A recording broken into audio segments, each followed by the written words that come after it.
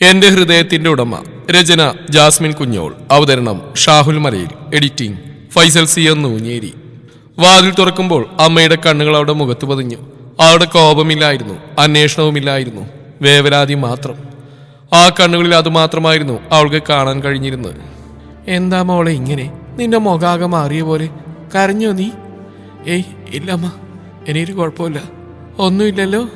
ഇല്ലമ്മേ, ഒന്നുമില്ല. എന്നാ കഴിക്കാൻ വാ. നീ നിനക്ക് ഉച്ചഭക്ഷണമൊന്നും വേണ്ടേ?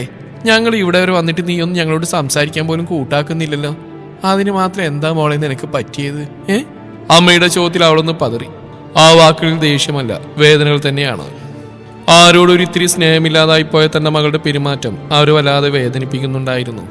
അവളോട് പറയാൻ ആഗ്രഹിച്ചു വന്ന കാര്യങ്ങളൊക്കെ അവളുടെ മുഖം കണ്ടപ്പോഴേ അവർ മറന്നിരുന്നു. ഒന്നുമില്ലമ്മേ, ഞാൻ വന്നോളാം. മോക്കൊന്ന് കഴിയട്ടെ. അമ്മ നടന്നു. പിന്നെ അമ്മയുടെ കൂടെ ഞാൻ വീട്ടിലേക്ക് വരുന്നുണ്ട് കേട്ടോ. ആണോ? സന്തോഷായി. ശ്രീയോട് അമ്മ ചോദിച്ച് സമ്മതമായിക്കോളാം. ആ പേര് കേട്ടുന്ന ശില്പയുടെ കണ്ണുകൾ നിറഞ്ഞു. അമ്മ ചില്ലേ, ഞാൻ വരാം പറഞ്ഞുകൊണ്ട് അവൾ തിരിഞ്ഞ് ബാത്റൂമിലേക്ക് നടന്നു. നിറഞ്ഞു വന്ന കണ്ണുകൾ നിയന്ത്രണമില്ലാതെ ഒഴുകിക്കൊണ്ടിരുന്നു. ഏട്ടാ, എന്നാ നമുക്ക് പോയാലോ? ആ പോ. അല്ല, ആരും വീട്ടിൽ നിന്ന് പോയോ? ഇല്ല, പോയിട്ടില്ല. നമ്മളെത്താൻ നിൽക്കണമെന്ന് മായ വിളിച്ച പറഞ്ഞ്. ആണോ? എന്നാ നമുക്ക് പോവാം. അങ്കിൾ, വീട്ടിലേക്ക് വരുന്നോ? ഓഫീസിൽ നിന്ന് ഇറങ്ങുമ്പോൾ മായയുടെ അച്ഛനോട് ശ്രീഹരി ചോദിച്ചു. അദ്ദേഹം അവരെ നോക്കി. ഇല്ല മക്കളെ, ഞാൻ പിന്നെ വരാം. അങ്ങനെ പറ്റില്ല, അങ്കിൾ വാ. മായയോട് ഞാൻ അങ്ങോട്ട് എത്താൻ പറയാം. രാത്രി ഭക്ഷണം കഴിച്ചിട്ട് തിരിച്ചു പോവാലോ. ഇന്ദ്രനും അദ്ദേഹത്തിനെ നിർബന്ധിച്ചു. അദ്ദേഹം സമ്മതമെന്നോണം മൂളി. സാധാരണ രാവിലെ ഇറങ്ങിയാൽ പാതിരാ നേരത്തെ വീട്ടിലേക്ക് കയറുന്ന മകൻ ഇന്ന് ഉച്ചയ്ക്ക് ശേഷം വീട്ടിൽ തന്നെയാണല്ലോ. ഇവനിത് എന്തു പറ്റിയാവോ എന്നൊരു സംശയത്തിലായിരുന്നു സരോജിനി. എന്തു പറ്റിയെന്ന് ചോദിക്കാൻ പോയാൽ തന്നെ നേരെ ചാടിത്തുള്ളുമെന്ന് അറിയാവുന്നതുകൊണ്ട് അവരിടയ്ക്കിടെ റൂമിലേക്കൊന്ന് പാളി നോക്കിയിട്ടിങ്ങ് പോരും. അമ്മയുടെ നോട്ടം അവന്റെ ശ്രദ്ധയിൽപ്പെടുന്നുണ്ടെങ്കിലും അവന്റെ ചിന്ത അതിലേക്കൊന്നും അല്ലായിരുന്നു.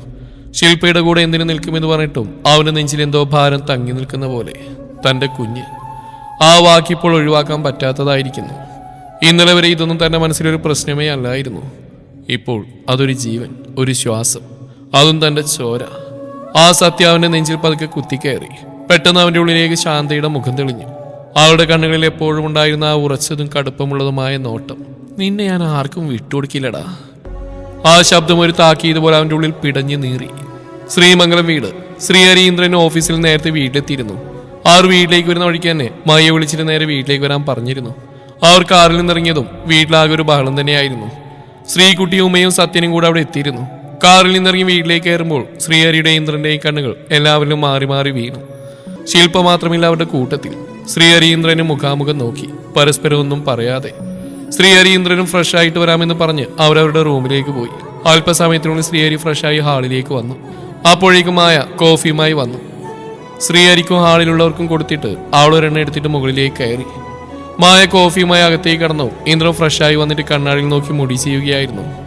ഇന്ദ്രേട്ടാ, കോഫി. അവന്റെ അരികിലേക്ക് ചെന്നിട്ട് കോഫി അവന്റെ നേരെ നീട്ടി. ഞാൻ കരുതി ഇന്ദ്രേട്ടൻ താഴേക്ക് വരുമെന്ന്, കാണാതായപ്പോ ഇങ്ങോട്ട് കൊണ്ടുവന്നാ. അവളൊരു പുൻചിരിയോടെ പറഞ്ഞു. ഒരു കള്ളച്ചിരിയോടെ ഇന്ദ്രൻ കോഫി വാങ്ങി ടേബിൾ വെച്ചിട്ട് മായ പിടിച്ച് തന്നെ നെഞ്ചിലേക്ക് വലിച്ചിട്ടു. താഴേക്ക് വരും, പക്ഷേ എന്റെ പെണ്ണിനിങ്ങനെ ഇത്ര അടുത്ത് കാണുമെങ്കിൽ ഇവിടെയല്ലേ പറ്റുള്ളൂ. ഇന്ദ്രേട്ട വിട്ട് ഞാൻ താഴേക്ക് ചെല്ലട്ടെ, അവിടെ പണിയുണ്ടേ. ഓ പിന്നെ അവിടെ നിക്ക് പെണ്ണേ. ഒരു നിമിഷം അവളെ നോക്കി ശബ്ദം മൃദുവാക്കി അവൻ പറഞ്ഞു. ഞാൻ എന്റെ പെണ്ണിനെ ഒന്ന് കണ്ടോട്ടെ. മായയുടെ ഹൃദയം ആ വാക്കുകളിൽ ഒതുങ്ങി നിന്നു. ആ മുഖം നാണത്താൽ ചുവന്നു. അവളുടെ മുഖം താഴ്ന്നു.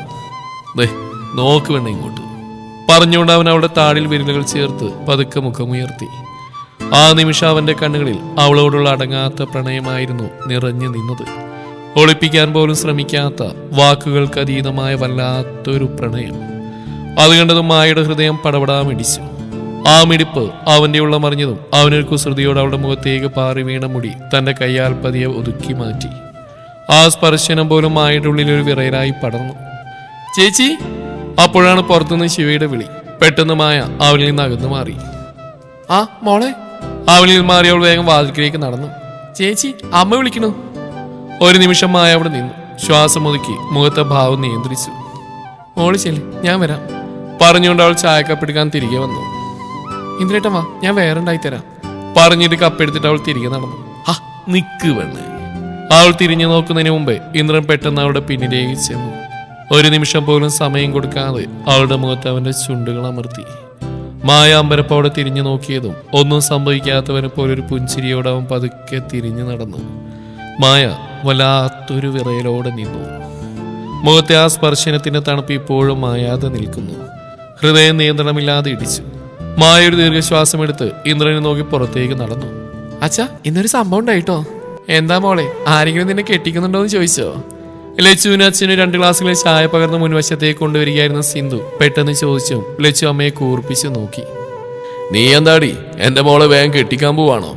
എന്റെ മോളൊന്നും സന്തോഷിക്കുന്നതിനൊക്കെ കണ്ണി പിടിക്കുന്നില്ലെന്ന് തോന്നുന്നല്ലോ. അങ്ങനെയൊന്നല്ല രാജീവേട്ടാ, ഞാൻ വെറുതെ ചോദിച്ചു എന്ന് മാത്രം. അദ്ദേഹം ഒന്ന് മോള് പറ, എന്താ സംഭവം? അദ്ദേഹം ആൾക്ക് നേരെ തിരിഞ്ഞു. ഒന്നുമില്ല അച്ഛാ, ഈ അമ്മയ്ക്ക് എപ്പോഴും ഈ ഒരു വിചാരം മാത്രമേ ഉള്ളൂ. ഈ കല്യാണ വിഷയം കേട്ടപ്പോഴും എൻ്റെ പറയാനുള്ള മൂടങ്ങ് പോയി. ഇനി പിന്നെ പറയാം. അമ്മയുടെ പൊന്നു മോളല്ലേ, മോള് പറയും.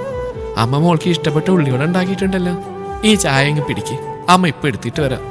ഉള്ളിവട എന്ന് പറഞ്ഞാൽ അവൾക്ക് ഇഷ്ടമുള്ള പലഹാരമാണ്. അതാണെങ്കിൽ അമ്മ ഉണ്ടാക്കുകയും വേണം. അതിലവൾ മൂക്കും കുത്തി വീഴുമെന്ന് സിന്ധുവിന് അറിയുന്നതുമാണ്. ഉള്ളിവട എന്ന് കേട്ടതും പെണ്ണുള്ളിൽ ഒളിപ്പിച്ച പുഞ്ചിരി പുറത്ത് കാണിക്കാതെ മുഖം വീർപ്പിച്ച അമ്മയെ നോക്കിയിട്ട് ചായ വാങ്ങി. എന്നാ വേഗം എടുത്തിട്ട് വാ, എന്നിട്ട് പറയാം.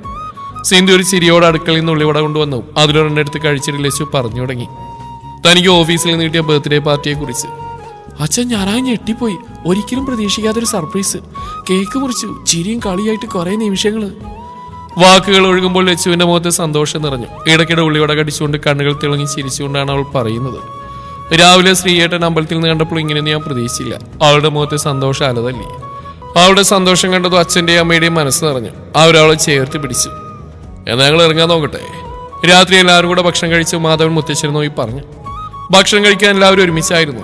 നാളുകൾക്ക് ശേഷം എല്ലാവരും ആ നിമിഷത്തെ സന്തോഷത്തിലാക്കി. ഉള്ളിൽ അലതല്ലുന്ന സങ്കടങ്ങൾക്കും വേദനകൾക്കും തൽക്കാലം വിട നൽകി എല്ലാവരും സന്തോഷങ്ങൾ ആസ്വദിച്ചു. എല്ലാവരും മനസ്സ് നിറഞ്ഞ് സന്തോഷിക്കുമ്പോഴും ശില്പയുടെ മുഖം വാടി തന്നെ ഇരുന്നു. ചുണ്ടുകളിൽ ഒരു പുഞ്ചിരി വരുത്താൻ അവൾ ശ്രമിച്ചു. പക്ഷേ കണ്ണുകളിൽ ഒളിഞ്ഞിരിക്കുന്ന ഭാരം അത് അനുവദിച്ചില്ല. മറ്റുള്ളവരുടെ ചിരികൾക്കിടയിൽ അവൾ ഒറ്റക്കായതുപോലെ പറയാനാവാത്ത വേദനകൾ ഹൃദയത്തിനുള്ളിൽ തന്നെ അടച്ചുവെച്ച് അവൾ അവർക്കൊപ്പം നിന്നു.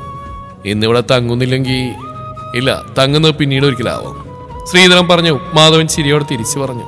ആ, എന്നാ പിന്നെ അങ്ങനെ ആവട്ടെ. അത് കേട്ടോ ശില്പ വേഗം മുകളിലേക്ക് ചെന്നു. പോവാനായി ഒരുക്കി വെച്ച ബാഗും എടുത്ത് താഴേക്ക് വന്നു. ശില്പ എങ്ങോട്ടോ? അവളെ കണ്ടു പെട്ടെന്ന് ശ്രീഹരി ചോദിച്ചു. ചുറ്റുമുള്ളവരൊക്കെയും നോക്കി. ആ, അത് മോനെ ഞാൻ പറയാനിരിക്കായിരുന്നു. ശില്പ മോൾ കുറച്ചു ദിവസം വീട്ടിൽ വന്ന് നിന്നോട്ടെ, അവൾക്കും അത് ആഗ്രഹം. ശോഭ പറഞ്ഞുകൊണ്ട് ശ്രീഹരിയെ നോക്കി. ഒരു നിമിഷം ആളിൽ നിശബ്ദത പടർന്നു. ആ, എന്നാ അങ്ങനെ ആയിക്കോട്ടെ മോനെ, അവൾ കുറച്ചു ദിവസം അവിടെ പോയി നിൽക്കട്ടെ. ഇവിടെ എങ്ങനെ നിന്നിട്ടും വലിയ കാര്യമൊന്നുമില്ലല്ലോ. പത്മനന്റെ ഇഷ്ടക്കേട് പുറത്ത് കാണിച്ചുടനെ തുറന്നടിച്ചു. അത് പറ്റില്ല ആൻറ്റി. ശ്രീഹരിയുടെ ശബ്ദം ഉറച്ചതായിരുന്നു. ഇപ്പം എന്തായാലും ശില്പ പോകണ്ട, അടുത്തേരം ഞങ്ങൾ ഒരുമിച്ച് വന്നോളാം അങ്ങോട്ട്. ശ്രീഹരി പറഞ്ഞിട്ട് എല്ലാവരും ഞെട്ടലോട് അവനെ നോക്കി. ഏട്ടാ? ശ്രേയ ഒരു ഞെട്ടലോട് അവനെ വിളിച്ചുകൊണ്ട് അരികിലേക്ക് ചെന്നു. ശ്രേയയ്ക്ക് എങ്ങനെയും ഒരു ദിവസം മുമ്പേ അവൾ തന്റെ ഏട്ടന്റെ ജീവിതത്തിൽ നിന്ന് പോയാൽ അത്രയും സന്തോഷം. ആ സന്തോഷം ഉള്ളിൽ വന്നപ്പോഴാണ് ശ്രീഹരിയുടെ ശബ്ദത്തോടെ മുഴങ്ങിയത്. അതേ മോളെ, ശില്പ ഇപ്പം നിങ്ങളുടെ കൂടെ വരണ്ട.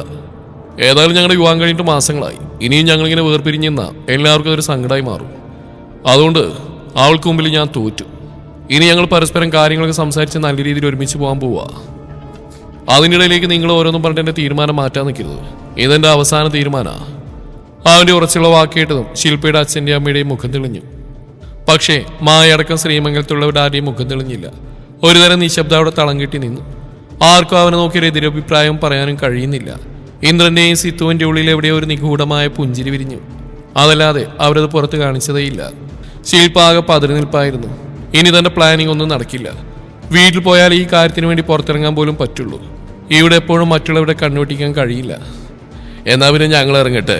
ശില്പമോടെയും ശ്രീയുടെയും കാര്യം ഓർക്കുമ്പോൾ നെഞ്ചിലൊരു വേദനയായിരുന്നു. ഇപ്പം അതിനൊരു ആശ്വാസം കിട്ടി. മാധവൻ പറഞ്ഞുകൊണ്ട് നെഞ്ചിൽ കൈവച്ചു. ആ, എന്നങ്ങനെ ആവട്ടെ. അവർ യാത്ര പറഞ്ഞിറങ്ങി. എന്താടി നിന്റെ മുഖം വല്ലാണ്ട്? അവൾ വീട്ടിൽ നിന്നിറങ്ങിയതും അവളുടെ നിൽപ്പും പരിഭ്രമം കണ്ട് ഉമ ശില്പകരിയിലേക്ക് വന്നിട്ട് ചോദിച്ചു. ഏയ് ഒന്നുമില്ല അപ്പച്ചി. അവൾ പതിയെ പറഞ്ഞിട്ട് എല്ലാവരെയും നോക്കി മുകളിലേക്കുള്ള കോണിപ്പടി കയറി. അതേ ഒന്നിന്നേ. വീണ്ടും ശ്രീഹരിയുടെ സ്വരം കേട്ടതും അവളും തിരിഞ്ഞു. അവൻ ശില്പയുടെ അരിയിലേക്ക് നടന്നെടുത്തു. അതെ, ഞാനും കൂടെ റൂമിലേക്ക് വരിക, അതുകൊണ്ട് വാതിലോക്കിയാൽ നിൽക്കണ്ട. അവൾക്ക് കേൾക്കാൻ പാകത്തിൽ അവനത് പറഞ്ഞിട്ട് റൂമിലേക്ക് പോയി. ഇനി എല്ലാവരും പോയി കിടന്നോളൂ. ഇന്ദ്രൻ പറഞ്ഞു കേട്ട് എല്ലാവരും അവരവരുടെ റൂമിലേക്ക് പോയി. ശ്രീയേട്ടാ? ശ്രീഹരി റൂമിലേക്ക് പോയതിന്റെ പിന്നാലെ എല്ലാവരും പോയതും സിത്തു അവനരിയിലേക്ക് ചെന്നു. എന്താടി? എന്താ ശ്രീയേട്ടൻ്റെ പ്ലാന്? അതൊക്കെ ഉണ്ട് വേണ്ടേ, നീ കാത്തിരുന്ന് കാണ്, അതല്ലേ ഒരു രസം. ആ ഓക്കെ ഞാൻ കാത്തിരുന്ന് കണ്ടോളാം. ഇവിടെ ആർക്കും ശ്രീയേട്ടൻ്റെ തീരുമാനത്തോട് ഒരു താല്പര്യമില്ല കേട്ടോ. അതൊന്നും സാരമില്ല. ചിലപ്പോൾ നാളെ മുതൽ ആരും എന്നോട് മിണ്ട പോലും ചെയ്യില്ല, പ്രത്യേകിച്ച് എൻ്റെ അമ്മ. അതെ, ആനിക്ക് ആ സൈറ്റ് നിൽക്കുക. എങ്ങനെയെങ്കിലും അവരൊന്ന് പുറത്തു പോയാൽ മതി എന്നൊരൊറ്റ വിചാരം ആനിക്കിപ്പോഴുള്ളൂ. എല്ലാം നമുക്ക് ശരിയാക്കാം. ഇപ്പൊ എന്നുള്ള ദേഷ്യത്തിന്റെ 10 മടങ്ങ് സന്തോഷത്തോടെ സ്നേഹത്തോടെ അവരെന്നെ ചേർത്ത് പിടിക്കുന്ന ദിവസങ്ങൾ വിദൂരാൻ രസിത്തു. അതെ ശ്രീയേട്ടാ, എന്നാലും ശ്രദ്ധിക്കണം. ശ്രദ്ധിക്കാം. തന്നെ കാര്യം ചെയ്യാം. അതിലെടുത്ത് എന്റെ പിന്നാലെ വാ. എന്റെ ഭാര്യങ്ങാൻ എന്നെ കാത്തിരുന്ന് കണ്ണു കാഴ്ച ഉറങ്ങിപ്പോയാലേ പോയില്ല എല്ലാം. ഒരു ചിരിയോടെ പറഞ്ഞിട്ട് അവർ റൂമിൽ നിന്നിറങ്ങി മുകളിലേക്ക് കയറി. പിന്നാലെ സിത്തു. എന്നാലും ഏടത്തി, ശ്രീയേട്ടൻ പെട്ടെന്ന് എന്തായിരിക്കും അങ്ങനെ തീരുമാനമെടുത്ത്? വീട്ടിലേക്കുള്ള യാത്രയിൽ തന്റെ സംശയം ശിവക്ക് പിടിച്ചു വെക്കാൻ കഴിഞ്ഞില്ല. മയുടെയും ശ്രേയയുടെയും കൂടെയായിരുന്നു ശിവ. അച്ഛനും അമ്മയും അവർക്ക് മുമ്പിൽ പോയിരുന്നു. എനിക്കറിയില്ല ശിവ, ഏട്ടന്റെ മനസ്സ് പെട്ടെന്ന് മാറി തുടങ്ങിയോ? ഒന്നും എനിക്ക് പിടിയിട്ടുന്നില്ല. അല്ലടാ, ഇനി ശ്രീയേട്ടൻ അവിടെ പോക്കേണ്ടിട്ട് എന്തോ കുറ്റബോധം തോന്നിയോ? താൻ കാരണം ഇനി അവൾ അങ്ങനെ പോയതെന്ന് തോന്നിയാവോ? അതുകൊണ്ടാണോ ഇങ്ങനെ തീരുമാനമെടുത്ത്? മൈ തനിക്ക് തോന്നിയും വ്യക്തമായി. ഒന്നും അറിയില്ല മയ്യേട്ടാ, ഏട്ടന് തോന്നുന്ന പോലൊക്കെ ചെയ്യട്ടെ. ശ്രേയ മൂഷിപ്പോടെ പറഞ്ഞു. മയും ശിവയും പിന്നെ ഒന്നും മിണ്ടിയില്ല. ശില്പാകെ തകർന്ന അവസ്ഥയിലായിരുന്നു. ശ്രീയേട്ടൻ താമസം ഇവിടേക്ക് മാറ്റിയാൽ തൻ്റെ അവസ്ഥ പെട്ടെന്ന് മനസ്സിലാവും. എന്നാണിപ്പോൾ ചെയ്യുക? പ്രശാന്ത് എന്നെ വിളിച്ചിട്ടൊന്ന് ചോദിച്ചാലോ? അലി വേണ്ട, പെട്ടെന്ന് ശ്രീയേട്ടൻ കയറി വന്നാൽ എല്ലാം തകരും. ആൾ മനസ്സുകൊണ്ട് പറഞ്ഞു തരുന്നില്ല. അപ്പോഴേക്കും ഒരു പുഞ്ചിരിയോടെ ശ്രീയേരി അകത്തേക്ക് കയറി വന്നു. പിന്നാലെ സിത്തുവുമുണ്ട്. ശ്രീയേട്ടാ, ഇനിയൊന്നുമില്ലല്ലോ എടുക്കാൻ? ഇല്ല സിത്തു, ഇനി എന്തെങ്കിലും ഉണ്ടെങ്കിൽ നാളെ എടുക്കാം. എന്നാ ഓക്കെ, ഗുഡ് നൈറ്റ്.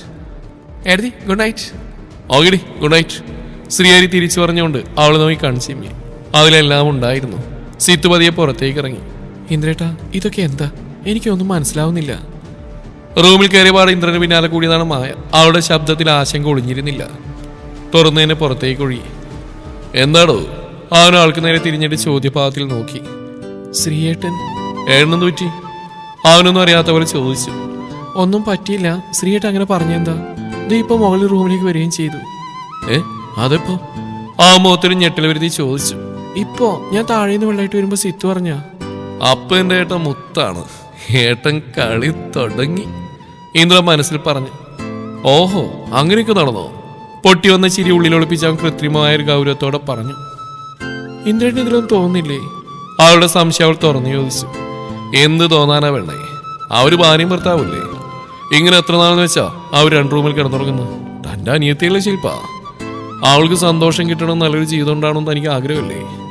എന്നെ ഇന്ദ്രേട്ട അതൊക്കെയുണ്ട്. പക്ഷേ പെട്ടെന്ന് ശ്രീയേട്ടൻ്റെ മനസ്സിങ്ങനെ മാറിയേണ്ടപ്പോ ചോദിച്ചാ അല്ലാതൊന്നുമില്ല. അതൊക്കെ വിട്. ഇന്ന് രാവിലെ ശില്പയിലും പോയിരുന്നോ? ഇന്നോ? അവൾ സംശയത്തോടെ ചോദിച്ചു. അതെ, ഇന്ന്. ഇല്ല ഇന്ദ്രേട്ട, അവളുടെ റൂമിൽ തന്നെയാ. ഇന്നും അങ്ങനെ തന്നെയല്ലേ? ഫുഡ് കഴിക്കാൻ വിളിച്ചാൽ പോലും വരാറില്ല. അവനൊന്ന് മൂളി. എന്താ ഇന്ദ്രേട്ട? മായയുടെ ശബ്ദത്തിൽ ഭയം നിറഞ്ഞു. എന്തെങ്കിലും പ്രശ്നമുണ്ടോ? എന്തായാലും തെളിച്ചു പറ. പ്രശ്നം എന്താണെന്ന് എനിക്കറിയില്ല, പക്ഷെ അവളുടെ ഉള്ളിൽ എന്തോ ഒന്നുണ്ട്.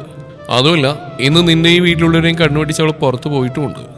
സിത്തു പറഞ്ഞിട്ടുള്ള കാര്യങ്ങൾ ഓരോന്നും ഇന്ദ്രൻ വിശദമായി മായയോട് പറഞ്ഞു. മായയാണെങ്കിൽ എല്ലാം കേട്ടതും വല്ലാത്തൊരവസ്ഥയിൽ അമ്പരം നിന്നു. അതുകൊണ്ട് പറയാ, ഇന്ദ്രൻ വീണ്ടും തുടർന്നു. നന്നായി ശ്രദ്ധിക്കണം.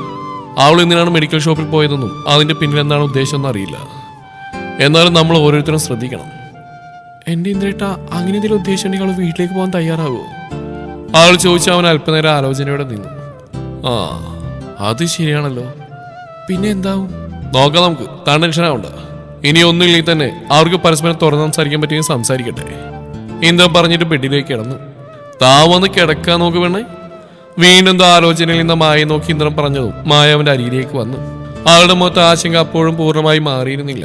അവൾ ബെഡിൽ അവന്റെ അരികിലിരിക്കുമ്പോൾ റൂമിലെ ലൈറ്റ് മങ്ങിയൊരു വെളിച്ചമായി മാറി. ഇന്ദ്രൻ അവിടെ കൈ പിടിച്ചു. ഒരാശ്വാസം പകരുന്ന പോലെ പിടിച്ചു. എന്തിനായാലും എല്ലാം ശരിയാവും, അവൻ ശാന്തമായി പറഞ്ഞു. അവന്റെ സ്വാതന്ത്ര്യത്തിൽ അവളുടെ മുഖത്തൊരു പുഞ്ചിരി വിരിഞ്ഞു. ആ പുഞ്ചിരിയോട് അവൾ അവന്റെ അരികിലേക്ക് കിടന്നു. നാളത്തെ പുലരിൽ ശ്രീമംഗലത്തെ എന്ത് സംഭവിക്കുന്നറിയാതെ അവർ നിമിഷങ്ങൾക്കുള്ളിൽ നിദ്രയിലേക്ക് വീണു. മാധവേട്ട, ശ്രീമംഗലത്തിൽ നിന്ന് വന്നു ഒന്ന് മേല് കഴുകി മാധവൻ റൂമിലേക്ക് വന്നു. ശോഭയുടെ വിളിയിൽ അദ്ദേഹം അവരെ നോക്കി ബെഡിലേക്ക് ഇരുന്നു. അതെ, വല്ലാത്തൊരു സന്തോഷം മനസ്സിൽ. ശില്പമോൾ ഇങ്ങോട്ട് വന്നില്ലെങ്കിലും വേണ്ടില്ല, അവിടെ അവളുമായി സന്തോഷമായിട്ട് ജീവിക്കുന്നു അറിഞ്ഞാൽ മാത്രം മതി. അത് താൻ പറഞ്ഞത് സത്യ. ഇപ്പൊ കുറച്ചാളായിട്ട് അവളുടെ കാര്യം ഓർക്കുമ്പോഴേ നെഞ്ചിൽ തീയായിരുന്നു. ഇപ്പോഴാ അതൊന്ന് അടഞ്ഞത്. ഇനി സമാധാനമായിട്ടൊന്ന് ഉറങ്ങാലോ പറഞ്ഞുകൊണ്ട് അദ്ദേഹം ബെഡിലേക്ക് കിടന്നു. അതേ മാധവേട്ട, ഇനിയെങ്കിലും അവിടെ ആ ദേഷ്യം വാശിക്കൊന്ന് മാറ്റിവെച്ച് ശ്രീഹരിയോട് നല്ല രീതിയിൽ പെരുമാറിയാൽ മതിയായിരുന്നു. മായ പോലെ അല്ല അവള്. ആരെന്ത് പറഞ്ഞാലും എടുത്തടിച്ച പോലെ തിരിച്ചു പറയുക. ആ ഒരു പേടിയുള്ളൂ എനിക്ക്. ഇന്നേന് ശ്രീയുടെ അമ്മ പറയുകയും ചെയ്തു എന്നോട്. എന്തായാലും മാധവേട്ടൻ പറഞ്ഞ പോലെ സമാധാനമായിട്ട് ഉറങ്ങാം. ശോഭയും നിറഞ്ഞ മനസ്സോടെ അദ്ദേഹത്തിന്റെ അരികിലേക്ക് കിടന്നു. തുടരും ഈ കഥയുടെ ബാക്കി ഭാഗം നാളെ ഇതേ സമയം.